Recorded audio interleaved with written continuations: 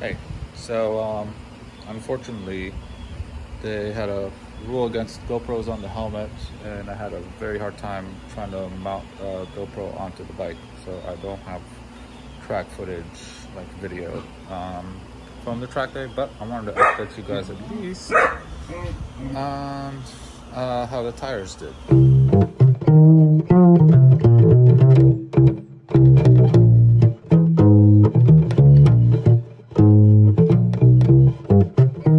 Here's the bike on the center stand, which I did leave the center stand on.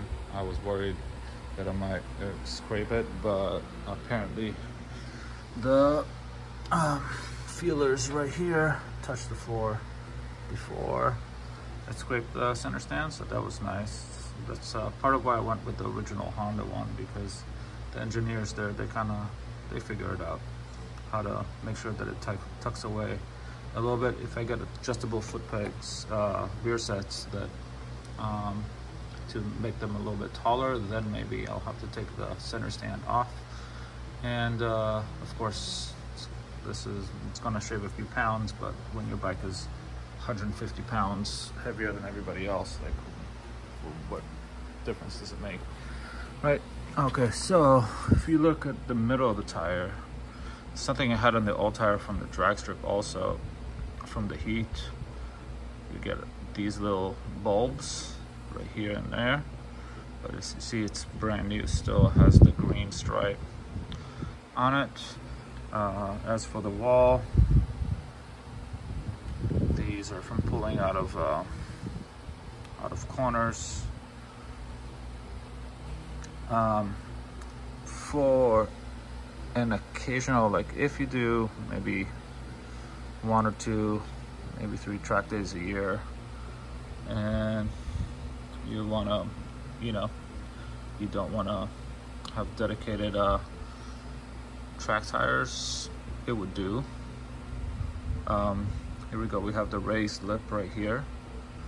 That means that my suspension settings are a little bit off, but not by much. They're a little bit raised right here. I think that means that this rear shock it's a little soft, but it's not a big deal. Like, not the pace that I was going. Here's the other side peeling off.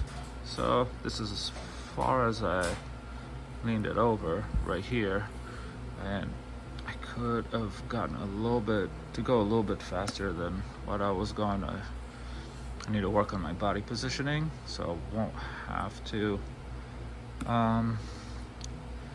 use every single piece of tire that I have.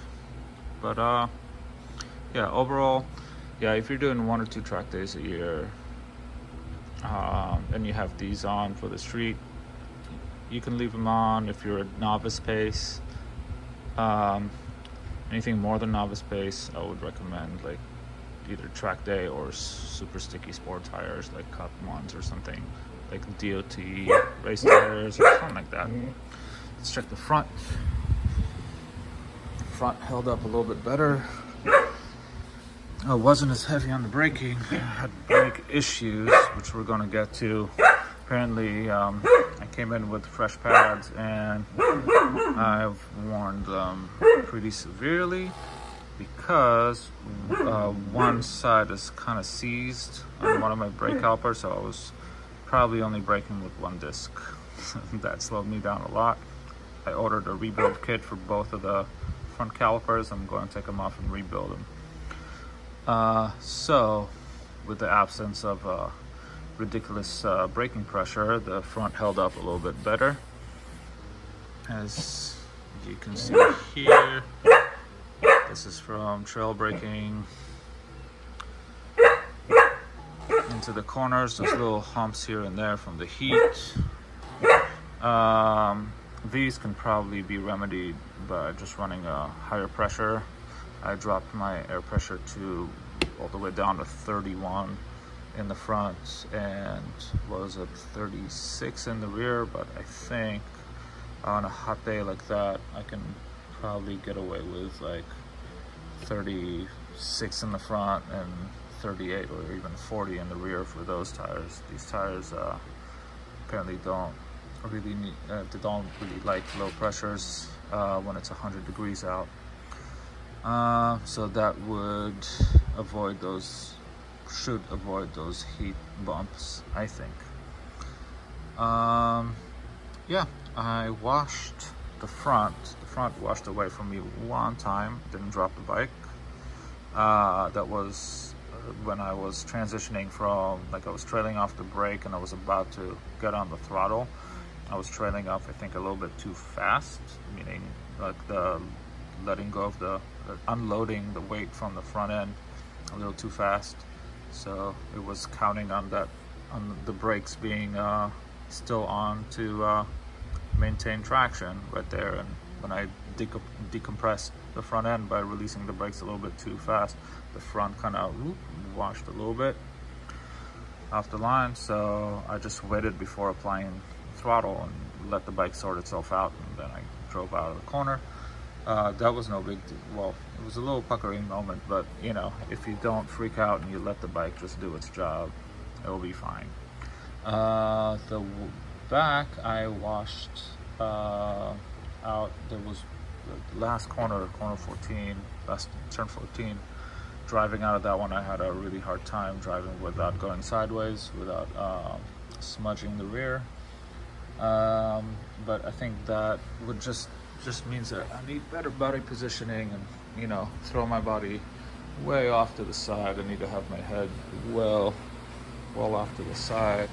My lower body was okay, but upper body, you need to really put your head right here to push the bike up before you can get on the gas from the side, you know, because this part of the tire right here, it is softer, but it can't handle a lot of torque out of corners, like second gear, coming out of turns.